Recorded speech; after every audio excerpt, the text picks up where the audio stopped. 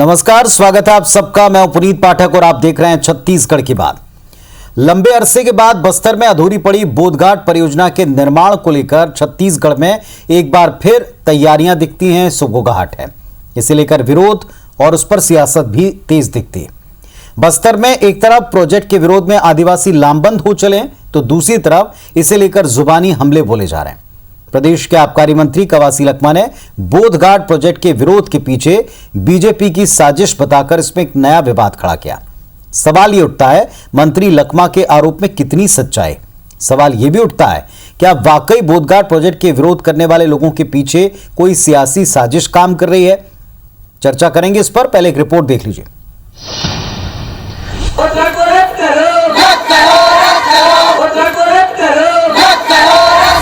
Bharatiya Janata party 15 साल में तो कुछ बस्तर के लिए छोड़ दिया, इसलिए छत्तीसगढ़ सरकार बस्तर के बारे में सोच रहा है। तो भारतीय जनता पार्टी का चाल होगा, जनता समझेगी, जनता जवाब देंगे बाद में। आदिवासी नेता और प्रदेश के आबकारी मंत्री कवासी लखमा के इस बयान ने बस्तर में बोधघाट परियोजना को लेकर हो रहे विरोध को एक नया एंगल दे दिया। कवासी लखमा प्रोजेक्ट के विरोध के पीछे बीजेपी का षड्यंत्र देखते हैं। मंत्री कवासी लखमा का आरोप है कि बीजेपी 15 साल तक सरकार में रही, लेकिन बस्तर के लिए कुछ ठोस नहीं किया। आज जब भूपेश सरकार बस्तर के विकास कार्यों को जमीन पर उतार रही है, तो वो लोगों को गुमराह कर रही है। मुख्यमंत्री भूपेश बघेल ने भी बीजेपी पर कटाक्ष करते हुए कहा कि वो कभी नहीं चाहती कि आदिवासियों का विकास हो। सीएम ने कहा कि विरोध करने वाले नेता बताएं कि उनके खेतों में पानी पहुंच रहा है या नहीं। नक्सली बताएं तेलंगाना और हैदराबाद में बांध बने हैं या नहीं। हम बोधघाट बांध पर अडिग नहीं, लेकिन विरोध करने वाले विकल्प बताएं। भारतीय जनता पार्टी कभी नहीं चाहती कि आदिवासी अपने पैरों पे खड़ा हो सके। नक्सली नेताओं से भी मैं सवाल करना चाहता हूं, उनकी स्थिति क्या है? क्या यह आदिवासी की स्थिति नहीं सुधारना चाहिए? सवाल इस बात का अवसर, हम उस अवसर से वंचित करना चाहते हैं। ये बेहद दुखदायक है। मैं पहले भी कहा हूं कि मैं बोधघाट के लिए कसम नहीं खाया हूं, लेकिन मुझे वैकल्पिक व्यवस्था बताया जाए। कवासी लखमा और सीएम के बयान के बाद बीजेपी की तरफ से नेता प्रतिपक्ष धर्मलाल कौशिक ने मोर्चा संभाला। कौशिक ने पलटवार करते हुए सत्ता पक्ष पर बोधघाट परियोजना पर राजनीति करने का आरोप लगाया। साथ ही कहा, अपनी खामियों को ढकने के लिए कांग्रेस हम पर आरोप लगा रही है। कांग्रेस राजनीति करना चाहती है और मंत्री का बयान भी इसी प्रकार के राजनीति से प्रेरित है, वास्तविकता से कोसों दूर है। अपने जो विफलता है उसको छिपाने के लिए भाजपा के ऊपर आरोप लगाना कांग्रेस की नियति बन गई है। जाहिर है, केंद्रीय जल आयोग से मंजूरी मिल जाने के बाद राज्य सरकार बोधघाट परियोजना की सर्वे और डीपीआर तैयार करने में जुट गई है। दूसरी तरफ बस्तर में परियोजना को लेकर विरोध करने वाले भी लामबंद हो चले। सर्व आदिवासी समाज के बैनर तले आदिवासी नेताओं ने सरकार को प्रोजेक्ट बंद करने को लेकर अल्टीमेटम दिया है। वैसे इस परियोजना पर पहले भी कई बार सवाल उठा, लेकिन मौजूदा विरोध को मंत्री कवासी लखमा बीजेपी की साजिश बताते हैं। सवाल ये, इन हालात में बस्तर के विकास का दावा करने वाली इस परियोजना को सरकार जमीन पर कैसे उतारेगी? सवाल ये भी, क्या इसका विरोध करने वाले चेहरों के पीछे वाकई कोई सियासी साजिश छिपी है? राजेश मिश्रा, IBC 24, रायपुर। और बिना देर के आपको अपने पैनल से मिलवाते हैं। हमारे साथ में आज दो बहुत ही खास मेहमान हैं। डॉक्टर विनय जायसवाल जी हैं, कांग्रेस पार्टी के जिम्मेदार जनप्रतिनिधि विधायक महोदय, और संजय श्रीवास्तव जी हैं, तेज तर्रार स्पष्ट वक्ता, भारतीय जनता पार्टी विपक्ष की तरफ से बात रखेंगे। आप दोनों को नमस्कार, स्वागत है आपका इस मंच पर। सबसे पहले डॉक्टर विनय जायसवाल, सवाल आपसे, जिस तरीके से इस प्रोजेक्ट को सरकार ने लिया, इस पर अनुमति के बाद में काम तेज किया, उतनी तेजी से वहां लामबंदी चल रही कि एक बड़ा कैंपेन, बड़ा अभियान खड़ा करेंगे, एक तरह से अल्टीमेटम सरकार को दे दिया। मंत्री महोदय कहते हैं, जिम्मेदार मंत्री कहते हैं कि ये दरअसल बीजेपी की साजिश है। क्यों लगता है कि बीजेपी की साजिश है, और विरोध की असल वजह वहां आप क्या पाते हैं?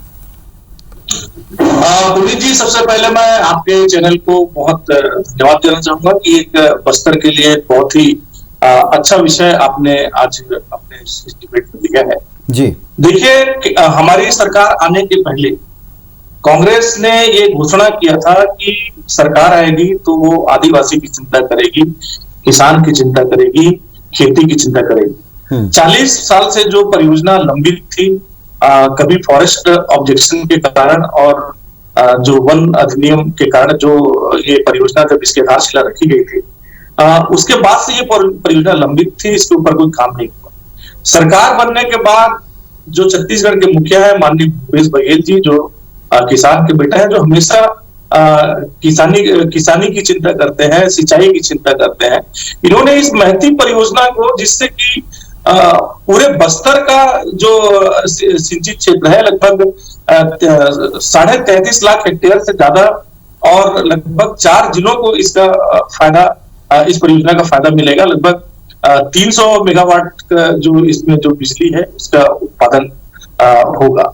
इस परियोजना को अप्रैल 20 में केंद्र सरकार को जो फिजिबिलिटी रिपोर्ट के लिए सरकार ने त्वरित इसको भेजा और इसके बाद उसके जो कार्रवाई है उस पर जो एक नो ऑब्जेक्शन है वो केंद्र सरकार के पास आ गया है। इसके बाद अगर इतनी संजीदगी के साथ इस बड़ी परियोजना को अगर भूपेश बघेल जी की सरकार, हमारी सरकार, कांग्रेस की सरकार बस्तर के लिए करना चाहती है, बस्तर के आदिवासी के लिए करना चाहती है, बस्तर के किसान के लिए करना चाहती है, तो आज नाना प्रकार के जो इसमें विरोध है ये देखने के लिए आ रहा है। माननीय मुख्यमंत्री जी का ये बयान भी आया, आपके चैनल के माध्यम से मैं सुन रहा था कि हम कोई अडिग नहीं है इस परियोजना के लिए, हमारा कोई एकदम ऐसा नहीं कि हमको इस परियोजना को पूरा करना है, लेकिन वो हमको विकल्प पता है कि हमको अगर बस्तर का विकास करना है, आज हमारे आदिवासी भाइयों को विकास के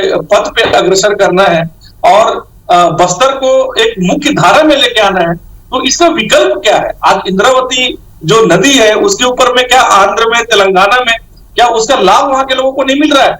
अगर छत्तीसगढ़ के लोगों को अगर इसका लाभ लेने की बात अगर हो रही है और माननीय यशस्वी भूपेश बघेल जी इस काम को करना चाहते हैं, तो जो शुरू से जो आदिवासी के विकास के हमेशा विरोधी रहे हैं, आदिवासी को केवल राजनीतिक उपयोग के लिए उन्होंने जिन्होंने आदिवासियों की राजनीति की है, आज वो इसमें अड़ंगा लगा रहे हैं, आज वो इसमें रोड़े अटका रहे हैं।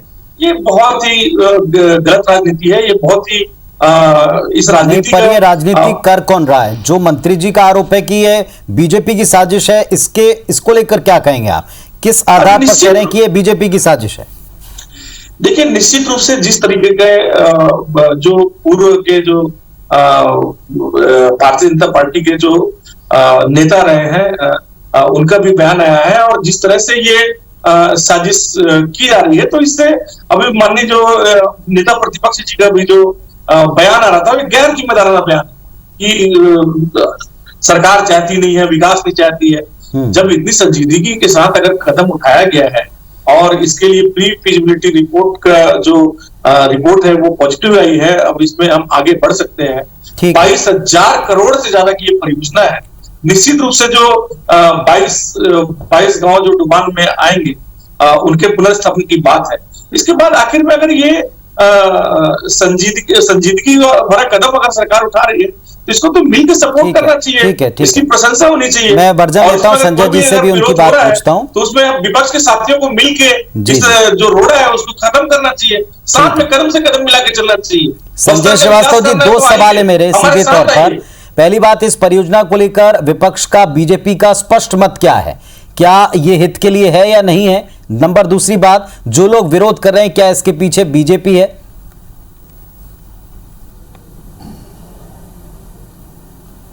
देखिए पुनीत जी, सबसे पहले मैं भारतीय जनता पार्टी का स्पष्ट मत, किसी भी मामले में, विकास के मामले में हम कभी रोड़ा बनकर खड़े नहीं होते, बशर्ते वो विकास, उसकी वायबिलिटी वहां की जनता के हितों के लिए अनुरूप है कि नहीं, इस पर कहीं न कहीं ध्यान देने की आवश्यकता है। देखिए, बोधघाट परियोजना, आपको भी जानकारी है, मुझसे बेहतर जानकारी है कि 1979 लगभग 42 वर्ष पुरानी ये बोधघाट परियोजना, जब केंद्र में कांग्रेस की सरकार, लगातार राज्यों के अंदर में सरकार रही और जब लगभग बोधघाट परियोजना 300 से 350 करोड़ रुपए की योजना थी, आज लगभग 22,000 करोड़ रुपए की योजना, और मुख्य रूप से ये हाइड्रल इलेक्ट्रिकल प्रोजेक्ट था जो अब इरिगेशन में जाकर चेंज हुआ है।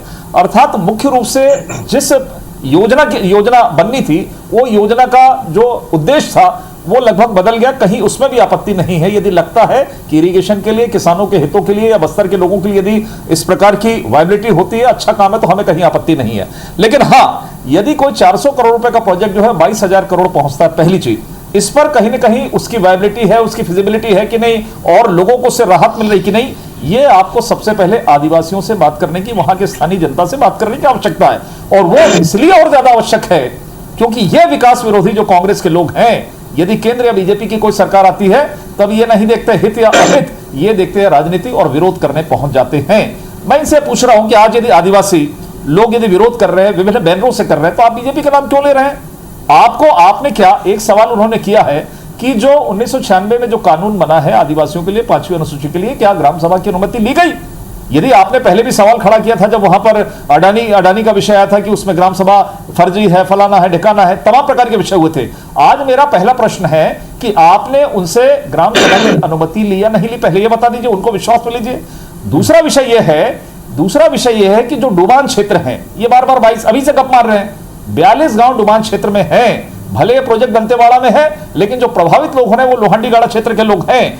इसलिए जो डुबान क्षेत्र के लोग हैं उनके पुनर्वास की आपकी योजना क्या है? कहीं कुछ नहीं मालूम, कोई जानकारी नहीं। केवल एक रिपोर्ट, फिजिबिलिटी रिपोर्ट के आधार पर इन्होंने तो अभी सर्वे दिया है।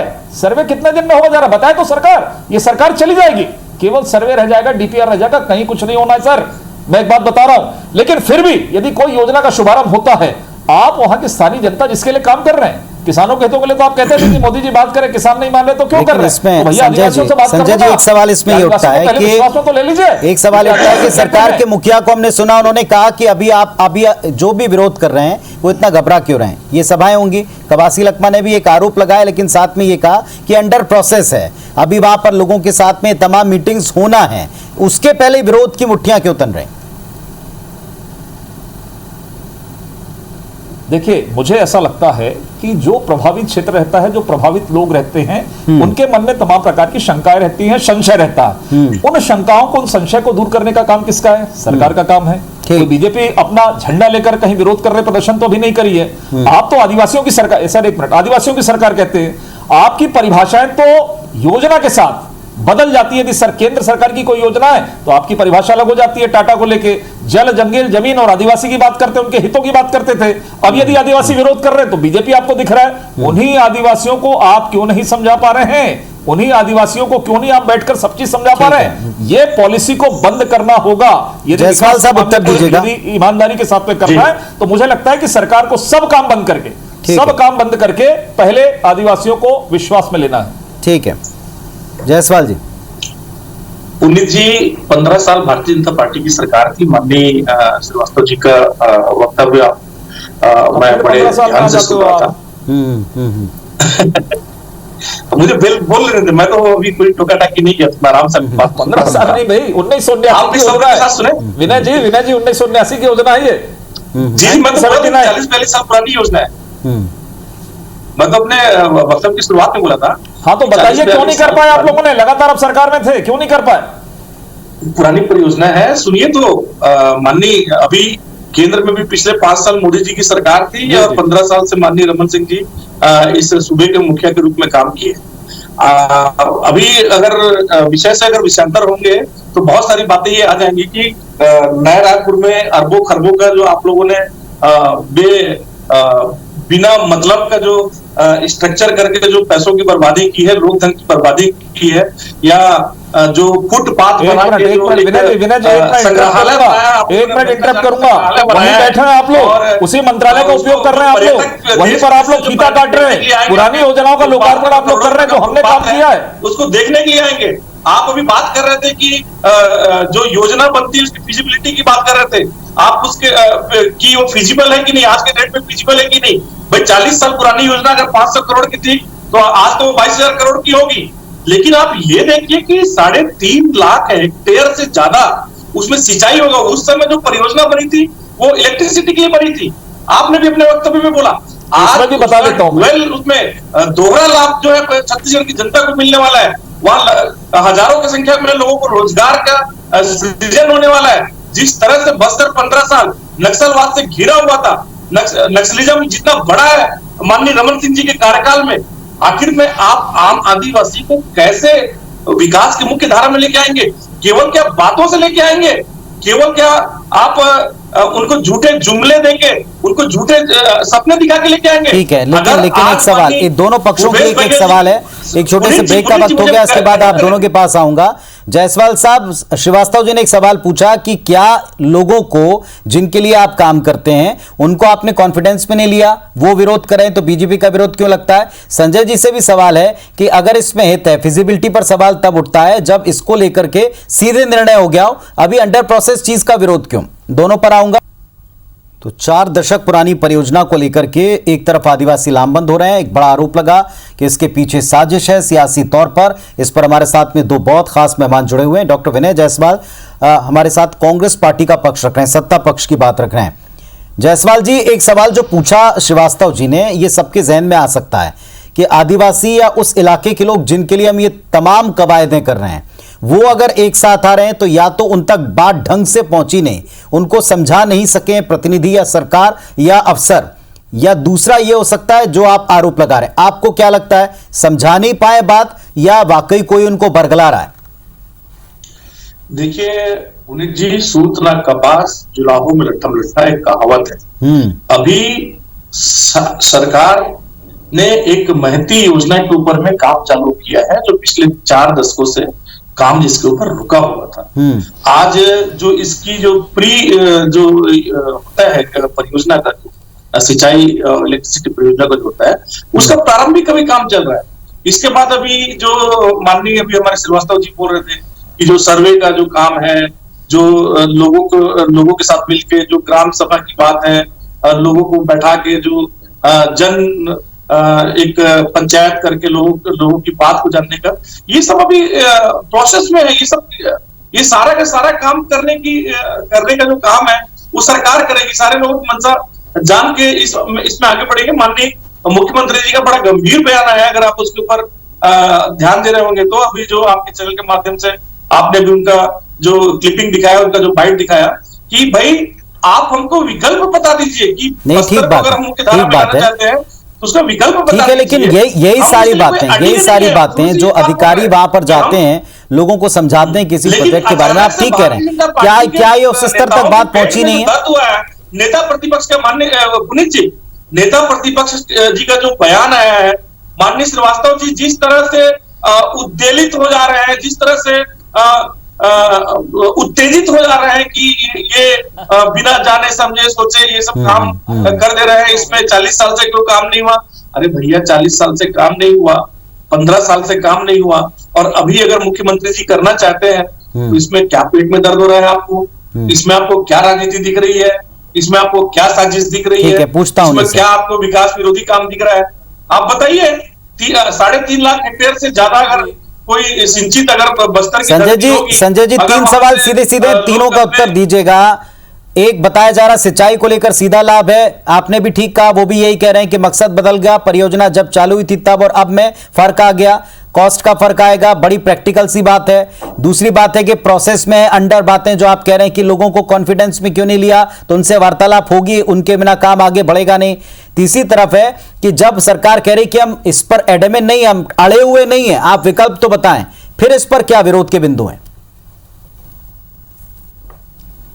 देखिए ऐसा है पुनीत जी ऐसा है कि विनय जायसवाल जी डॉक्टर हैं, जो मेरी जानकारी है, और ये अभी कह रहे थे कि बीजेपी के पेट में दर्द क्यों रहा है। डॉक्टर साहब, आपको भी ये मालूम है कि जब पेट में दर्द होता है तो उसका इलाज करना पड़ता है। आप मेडिकल से जुड़े हैं, डॉक्टर हैं, इसलिए इलाज तो करना। यदि बस्तर का जो रहवासी है, आप तो अभी 2 साल में सरकार में आए ना, सुन लीजिए पहले मेरी बात, अभी तो 2 साल से सरकार में आए ना। हजारों वर्षों से जो परंपराएं हैं, हजारों वर्ष से जो लोग उस बस्तर के क्षेत्र में रह रहे हैं, यदि उनके पेट में दर्द हो रहा है, तकलीफ है, तो उसका इलाज सरकार को करना पड़ेगा। और एक मिनट सुन लीजिए। दूसरा जो पुनीत जी ने कहा कि क्या सब कुछ करने के बाद यदि विरोध होता है, विरोध होगा और आदिवासी वहां के स्थानीय लोग नहीं चाहते हैं, तब आप जाकर प्रोजेक्ट को बंद करेंगे? जब आप जाके उसमें कई हजार करोड़ रुपए खर्च कर देंगे, तब जाकर आप उसका विरोध करेंगे, तब जाकर आप बंद करेंगे? ये अपने आप में एक बड़ा प्रश्न है। नहीं, पर इसीलिए योजनाएं तो प्रारंभिक सरकार तौर पर बनाती है चर्चा अपने हो हिसाब से। जानी चाहिए संजय जी, कि एक उनको सवाल संतुष्ट करना आपका काम एक सवाल है, योजनाएं तो सरकार अपनी परिकल्पना के मुताबिक तैयार करती है, उसकी अनुमति लेती हैं, उस पर सर्वे कराती हैं, उस पर आगे बढ़ती हैं। यही काम आपकी सरकार ने भी किया। जो आपको प्रोजेक्ट ठीक लगे आप उन पर आगे बढ़े, उनको ये प्रोजेक्ट ठीक लग रहा है उस पर आगे बढ़ रहे हैं। अगर उस पर आगे गलत चीजें आएंगी, आपत्तियां आएंगी, उसका निराकरण देंगे। इसमें अभी से क्यों सियासत हो रही इतनी? विनय जी कुछ कहना चाह रहे हैं? जी डॉक्टर साहब बोलें। पुनीत जी, सियासत की बात नहीं है। देखिए, मैं विधानसभा में उपस्थित था। कह लें। विधानसभा के सत्र के दौरान जब माननीय मुख्यमंत्री जी बोध घाट परियोजना की बात किए तो माननीय पूर्व मुख्यमंत्री, मुझे अभी याद आ गया, वो विषय याद आ गया और संबंधित विषय इससे इसको रखना चाह रहा हूँ। आपकी अनुमति से बहुत ही शॉर्ट में मैं अपनी बात को रखूंगा। उस समय माननीय मुख्यमंत्री जी के घोषणा के बाद कि बोध घाट परियोजना को ये सरकार चालू करेगी और जो इसके ऊपर में माननीय पूर्व मुख्यमंत्री जी का जो बयान आया था, बहुत ही गैर जिम्मेदाराना और हास्यास्पद बयान था कि बोध घाट परियोजना की आप बात कर रहे हैं, कहां से उसके लिए बजट लेके आएंगे, बजट आते आते आपकी सरकार चली जाएगी। इस तरह का बात माननीय पूर्व मुख्यमंत्री जी ने पूरे अपने भाषण में बोला था। विधानसभा में वो जो भाषण है उसको आप निकाल सकते हैं। ये जो माननीय पूर्व मुख्यमंत्री जी की, मतलब अगर कोई परियोजना आदिवासी के लाभ के लिए, किसान के लिए, बस्तर के, ठीक है, मुद्दा तो ये है कि ये उनको समझाया जाएगा और समझाया जाना पड़ेगा। जी संजय जी अपनी बात रखें, टाइम बहुत कम बचा। अरे भाई, पूर्व मुख्यमंत्री जी, पुनीत जी एक बार विनय जी, पूर्व मुख्यमंत्री जी आपकी चिंता करें, जो आपकी दयनीय दशा है ना 2 साल से बजट में कि आपको 100 करोड़ रुपए लेना पड़ता है तो आप कर्जा लेने जाते हैं, इसलिए पूर्व मुख्यमंत्री जी चिंता कर रहे हैं आखिर इसके लिए बजट कहां से आएगा, राशि कहां से आएगी, ये तो आपको बताना पड़ेगा क्योंकि आप कार्ययोजना बना रहे हैं। दूसरा, ये अनुमानित आपने बता दिया कि 2200 करोड़ है, लेकिन एक मिनट विनय जी, पैसा कहां से आएगा? आपका डुबान क्षेत्र कितना है, सिंचित क्षेत्र कितना है, कितने पेड़ कटेंगे, तमाम प्रकार के विषय। और दूसरा, जो आदिवासी विरोध कर रहे हैं, कोई राजनीतिक विषय नहीं है ये, तो उनको संतुष्ट करना तो आपका काम है। मुझे ऐसा लगता है, देखिए बस्तर के क्षेत्र में सबसे ज्यादा, सुनिए आप सत्ता पक्ष में, बस्तर के क्षेत्र में सबसे ज्यादा वर्षा होती है, वहां पर 1500 मिलीलीटर वर्षा होती है, देश में सबसे अधिकतम वर्षा। और मेरी जो जानकारी है, जो आप सिंचाई इरिगेशन की बात कर रहे हैं, जी विनय जी उत्तर दें फाइनल अपना कमेंट। दूसरे क्षेत्रों के अंदर में है, इसलिए मेरा ये मानना है कि अगर आप छोटे होती है, हिमाचल में छोटे प्रोजेक्ट बनाकर, बांध बनाकर आपको लोगों को सुविधाएं देने की आवश्यकता है। चलिए, जैसा दोनों पक्षों को आप सुन रहे हैं, दोनों पक्षों को आप 30 सेकंड दे दीजिए।